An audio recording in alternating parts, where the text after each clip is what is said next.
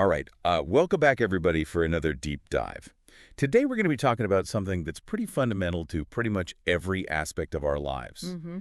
and that is contracts. Yes, Contracts are everywhere, Yeah. and we make them all the time without even really thinking about it. absolutely. So in this deep dive, we're going to be looking at two sources. The first one is a really interesting book. Okay. It's called Contracts, The Essential Guide to Understanding Agreements by Mark Stevens.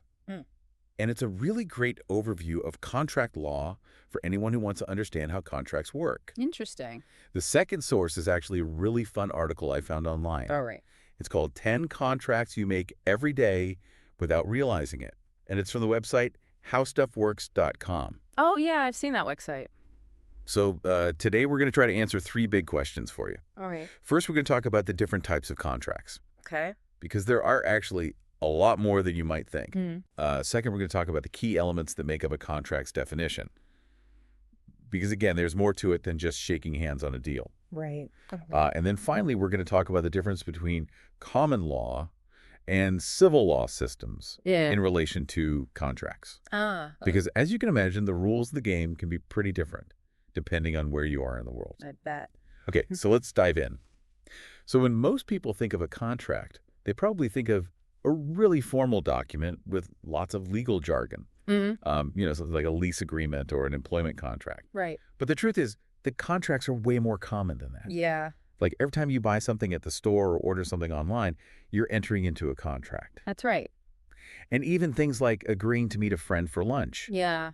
that's technically a contract too. So that's what's so fascinating about them. They're everywhere, but we often don't even realize it. Yeah. I mean, they are literally the foundation of modern society. Yeah. They allow us to trust each other and to make agreements that we can rely on. So you want to learn more about the different types of contracts, right? Yeah. Well, there are two basic categories that we should talk about first. Okay. There are express contracts and implied contracts. Yeah. So an express contract is pretty straightforward. Yeah. It's basically an agreement where all the terms are clearly stated, Okay. and it can be written or oral. Gotcha. But the important thing is that both parties have explicitly agreed to the terms. Right. So a really good example of this would be like a lease agreement for an apartment. Everything is spelled out in black and white. Yeah.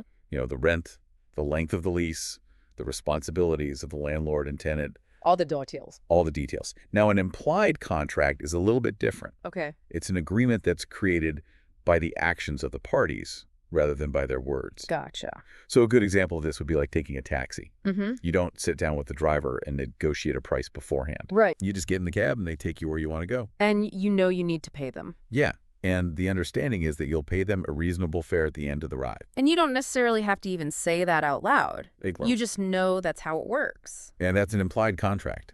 So, it's important to note that there are two different types of implied contracts. Okay. There are implied in fact contracts and implied in law contracts. So implied in fact contracts are the kind that we were just talking about with the taxi. Mm-hmm. They're based on the actions and circumstances of the parties. And they don't necessarily have to involve any words at all, So what's the other kind that you were mentioning? right? The other kind is an implied in law contract, or sometimes it's called a quasi-contract. Okay. And this type of contract is created by the court to prevent one party from unfairly benefiting at the expense of another party. Interesting. So let's say you hire a contractor to do some work on your house, and they accidentally make a mistake that ends up costing you extra money. Okay. You didn't have a written contract with the contractor, but the court might still find that there was an implied in law contract Right. that requires the contractor to compensate you for the extra costs. So it's not about what was agreed to. Right. It's about making sure that things are fair. Exactly. Hmm. Now, those two types of implied contracts are a little more nuanced, Yeah. and you probably won't encounter them as often as express contracts, Okay. but it's still important to be aware of them Mm-hmm. because they can come up in a variety of situations. So let's move on to another important distinction when it comes to types of contracts, Right. and that is the difference between unilateral contracts and bilateral contracts. So in a unilateral contract, one party makes a promise in exchange for a specific action from the other party. Okay. So the classic example of this is a reward poster. If you lose your dog and you put up a poster that says reward, $100 for the return of my dog Fido. That's a unilateral contract. You're making a promise to pay $100, but only if someone performs the specific action of finding and returning your dog. So I see. So the person who finds your dog, they're not obligated to return him. Exactly. They're not bound by the contract until they actually return Fido. That's exactly right. Yeah. Now, in a bilateral contract, both parties are making promises to each other. Okay. So, for example, if you sign an employment contract with a company, Mm-hmm. you're promising to perform certain duties for the company, Right. and the company is promising to pay you a certain salary in return. And those are both promises that are part of the contract. That's right. So both parties are bound by the contract from the moment they sign it, Gotcha. even if they haven't actually started performing their obligations yet. Okay, so that makes sense. Unilateral is one party making a promise, Yeah. and the other party doesn't have to do anything unless they want to. Right. And bilateral is both parties are making promises. Exactly. Okay. Okay, so we've talked about some of the different types of contracts, but now let's get into the nitty-gritty of what actually makes a contract legally binding. Okay. So to be enforceable in a court of law, a contract needs to have certain key elements. Mhm. And these elements are pretty much the same whether we're talking about common law systems or civil law systems. Right. So the first element is an offer. Okay. And this is basically a proposal from one party to another. And it needs to be specific and definite. So it can't just be like, hey, I want to buy your car. Right. It can't just be vague. It needs to be something like, I offer to buy your car for $10,000. Interesting. And the terms of the offer need to be clear enough that the other party can understand exactly what's being proposed. So if I say, I want to buy your car, you don't even know which car I'm talking about. Exactly. Now, the second element is acceptance. And this is simply the other party's agreement to the terms of the offer. Okay, so I say, I'll buy your car for $10,000. And you say, deal. Yeah, that's acceptance. Mm. Now, acceptance can be expressed or implied. Mhm. So if you say, I accept your offer, that's express acceptance. But if you just start performing the terms of the contract, Like, I hand you the keys to the car. exactly, that could be considered implied acceptance. So gotcha. Now, the third element of a contract is consideration.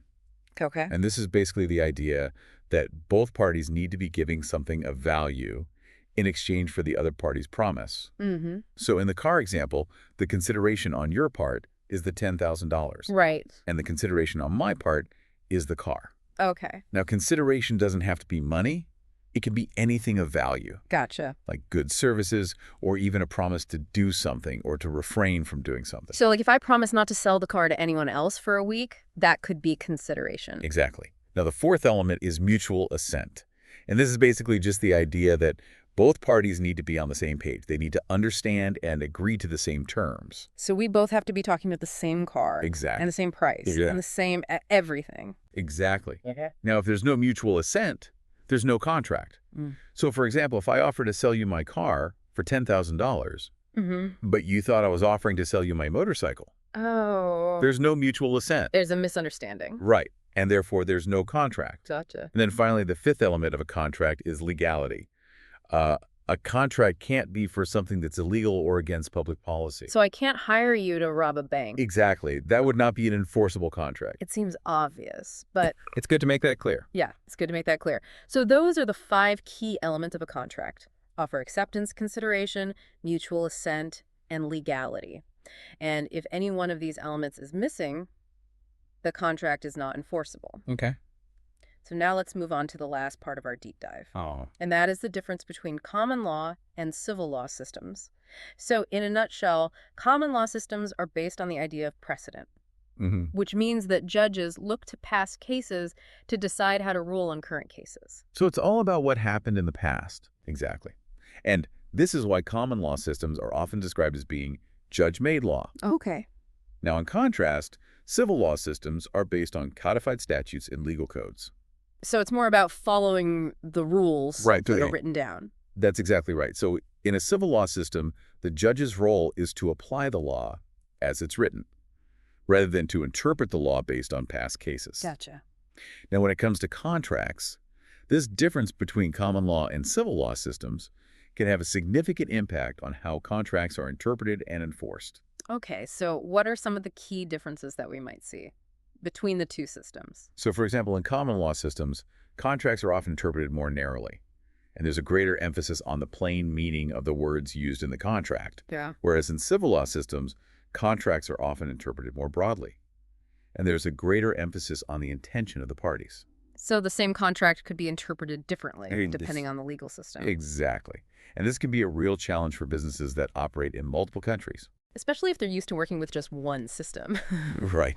They might accidentally create a contract that's enforceable in one country, but not in another. So it's important to be aware of these differences Absolutely. and to get legal advice if you're ever unsure. Yeah. It's always better to be safe than sorry. Well, all this talk about contracts makes me realize how much we take them for granted. Yeah. They really are the backbone of our society. They are. And they allow us to do business with each other and to interact with each other in a way that's fair and predictable. Yeah. So I hope this deep dive has helped you to understand a little bit more about contracts and how they work. Me too. And I hope it's also made you realize how important it is to be aware of your rights and obligations when you're entering into a contract. Yeah, absolutely. And I would leave you with this one thought. What are some assumptions that people often make about contracts that aren't always true? Interesting. So keep exploring, keep questioning, and as always, thanks for diving deep with us. Thanks for having me.